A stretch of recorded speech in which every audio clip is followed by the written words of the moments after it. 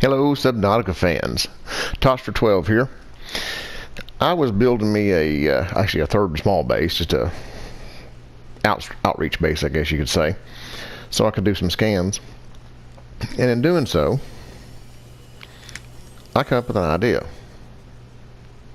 Everyone's talking about which storage cabinet's better, which one holds more, and this and that, which naturally the glass ones hold more than the small wall mounted.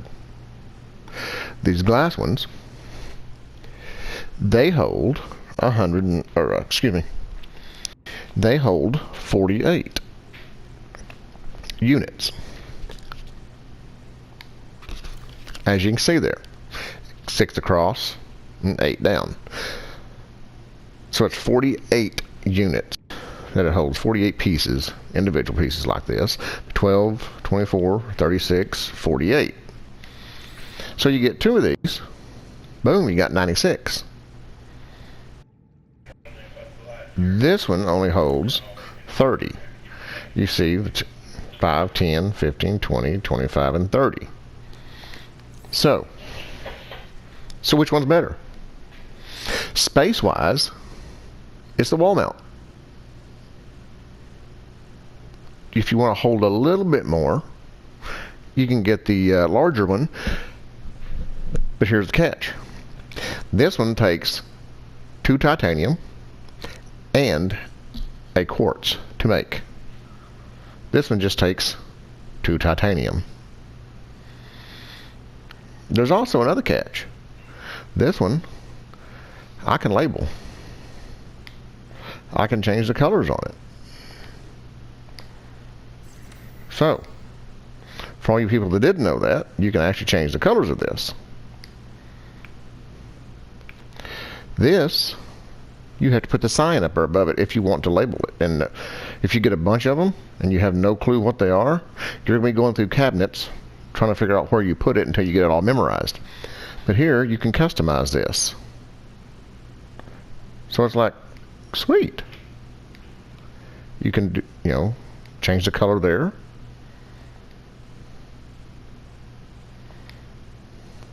Change the background of it, turn it on and off, which is neat. You can adjust the size of it, which I do think is cool, don't get me wrong.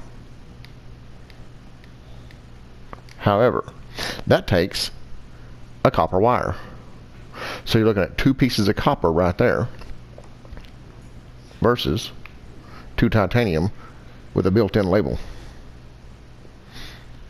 It's not as fancy, doesn't look near as good, but it's practical.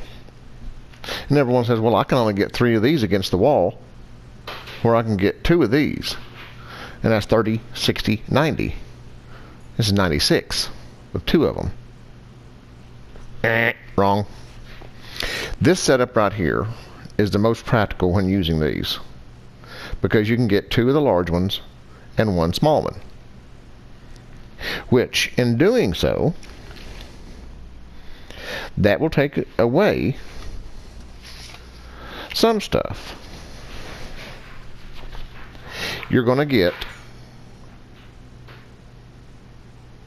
120 or 126 total storage right here. Right there. 126. And everyone says, but it's versus 30, 60, 90. That's a big jump. Not necessarily. Not when you put 4 of them against the wall like I have. So now I've got 30, 60, 90, 120. I've got 120 spaces of storage. I can customize my lettering. Just, it comes with it. I've got food both. So now I've got 120 units of storage with 2, 4, 6, 8 titanium. All this right here uses 2 titanium, 2 titanium, and 2 titanium. So that's 6 titanium, a quartz, and a quartz, and 4 copper ore. So you're looking at 6 titanium, 2 quartz, and 4 copper for this entire setup right here. Or 8 titanium, which is so easy to find. I have an abundance of it. And right there you go. You're only losing 6 spaces. That's it. Total of 6. If you want to gain your 6 back, put one of these right here in the middle. So now you have 48 spaces that you've gained. And that will cover 6 panels. 1, 2, 3, 4, 5. See, I only have, well, including this one, 1, 2, 3, 4, 5. I've taken up my space that I lost with these, with just one of these, placing it right in the center. Just a little tidbit I thought everyone might like to know. I've done a lot of trying out and testing this and everything else. The reactor, most everyone knows, works best with the Reginald's. Also, I have a list of all the fish, what their food, once cooked, will give you what the water value they have as well, and their energy. I'll also post that along with this video in a few screens later on. In case you didn't know, I don't recommend grabbing your food. And original is actually, oh, I don't even need it. I got some in here. I got some on me. It's some of the better food to actually eat. However, when you cook, let's cook a spade fish. Now let's go get some salt. Because everyone's like, oh, well, I can salt this and take it with me and it lasts longer. Which is true, it does. It's salted fish. It'll last just about forever in real life. So cured. Let's cure a spade fish. The difference in curing and cooking, most of you may know, there's a cured spade fish. It will give you 23 in food, but it minuses 2 in water. And right there is 23 in food, but it's plus 3 in water. So anything you salt and cure, it will decrease your water. This increases. However, you cannot take cooked food with you. If you take a cooked fish with you, it will rot. However, you can load your lockers full and you see they're not cooked. As long as they're not cooked, they will not go bad. They will not rot. You can hold them on yourself right here as long as they're not cooked, and they will not go bad. However, as soon as you cook them, decay begins. The rotting begins. So there you have it. Just a little tidbit on the storage and food. And I will be sure to throw up the fish right here at the end so that you can see all the values of them. Be back in just a minute. The bladderfish, once cooked, will give you 16 food, 4 water, and 210 energy for the bioreactor. That's where the energy's at. So the bladderfish is 16, 4, and 210. The boomerang will give you 21 food, 3 water, and 280 energy. A little bump in energy from the bladderfish. A little bump in food as well. But a decrease in water, about 1. However, if you cook, or you not cook the bladderfish, if you actually use the bladderfish as a water source and turn it into water, you get a bottle of water. So it's better off to use the bladderfish as water. And everything else to consume and for energy. For the ii, you get food of 18, water of 10, and energy of 420. That's a big jump for energy in the bioreactor.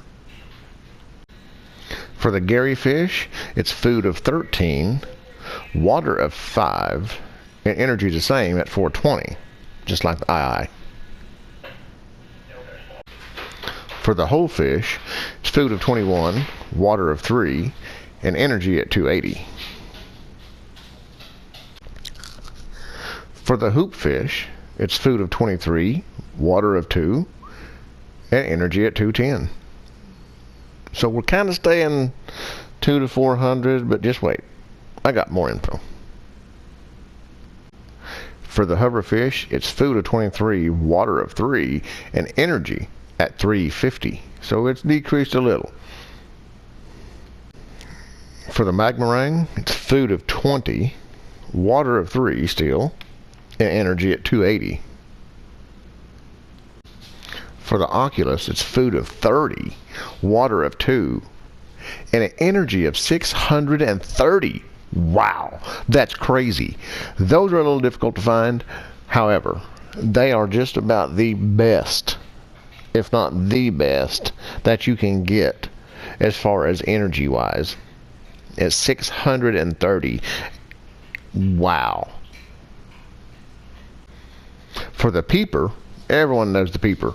It's food of 18, water of 5, and energy of 420.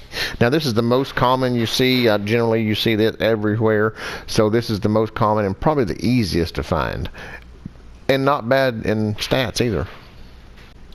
For the red II, it's food of 18, water of 9, and energy again there at 420. And here is the all-time favorite of most people, the Reginald. It is a food of 44. That is amazing and outstanding. So if you're wanting to pack a punch while you're eating, that, by all means, is the fish to cook and eat. A 44. With 2 of those, you can almost fill your life circle up. It's amazing. Water is only 4 while it's cooked, but the energy hosts 490. It is the top as far as fish because it is the easiest to catch versus the oculus. The oculus holds the rain, but being more abundant and easier to catch would be the Reginald. Not only does it hold the top in food, but it is the second in energy, second next to the oculus. Here you have the spadefish with the food of 23, water of 3, which isn't all that great, and an energy of 420. And I bet you're wondering what the 210 is. The 210 is the spadefish egg. That's the energy you'll get just off the egg alone. So you get 420 off the spadefish, but you'll get a 210 energy just off its egg. And last but not least, of the fish that you can actually catch is a spinefish of 20, food of 23, the water of 3, and energy at 210. That concludes the list of the actual fish that you can catch that's in the wild. However, when you find eggs, you can incubate those eggs, and those fish you can catch and put in your bioreactor along with those eggs. Stay tuned. I've got more info for you. Now here we have all the animals that we cannot actually catch in the wild, but we can hatch their eggs in the avian containment chamber. We can incubate those out. The gasopod, the big goofy things that drop the acid balls everywhere, you gotta love those. Well, here they pack a whopping 700 in energy, and their eggs energy is 231. Incubate those suckers. When you find those eggs, incubate them, because look at that energy. However, they do take up 9 spaces in your reactor. That's the only downfall to these larger. They take up spaces in your reactor, whereas the fish we catch and throw in there, they take up a 1-to-1 ratio. This one is a 1 to 9, and so on with most of these. They take up different amounts of spaces. But try for yourself and see which ones are better. You may find something you like other than the small fish. The reefback leviathan. Its energy is 800, and its eggs energy is 280. A little total difference there. Way better to hatch those suckers out. Energy is 770, and the eggs energy is 259. So here we're bumping in energy quite a bit from just the animals we can catch. So don't just stay astray with those. You know, source out, see what you can't find. Oh, and the beloved bone shark. Everyone loves the bone shark. Its energy is 630. Egg energy is 210. Kind of normal for that one. Oh, got an email.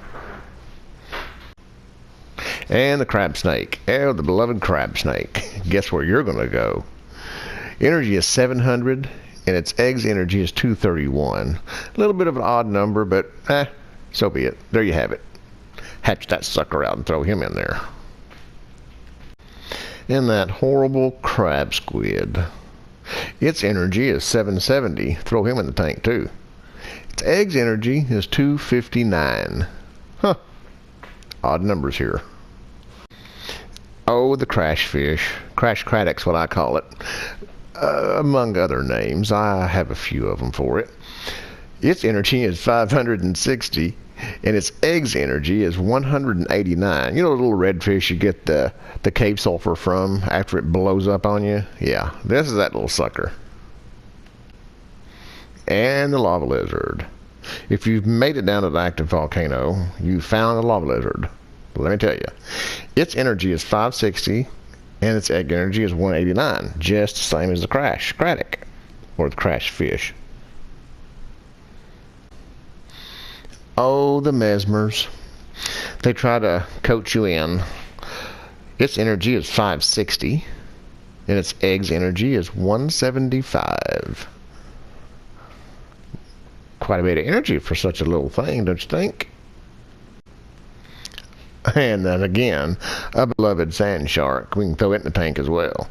Energy is 630, and the eggs energy is 210. These things are so common. I mean, a lot of this stuff is so easy to find, especially the eggs. They're so easy to find. You should not ever run out of energy anywhere as far as for your bioreactor. I mean, you have an abundance of energy out there. It's right there under your noses. Come on. Like I said, don't just use the fish around you. Check it out. Find other stuff. Find other means if need be. You know, by all means, these stalkers, I would think they should rate right up there a little bit higher, like 5, 6, or 7, 800.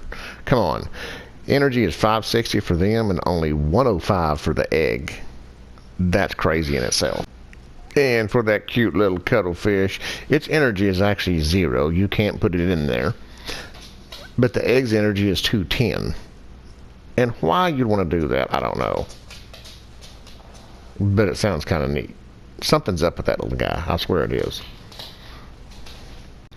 And we have another odd number. The jelly ray's energy is 350, and its egg is 119. And last but not least, kind of, for that ever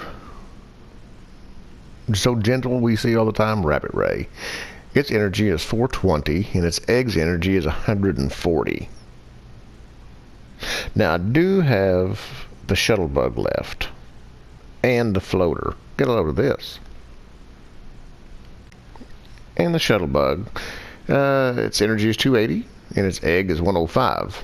Nothing to frown at, but not all that great. And last but not least is the floater. You know those things that keep those rocks suspended in the water that you hit all the time? Well, its energy is 50. Not great, but a good way to get rid of them.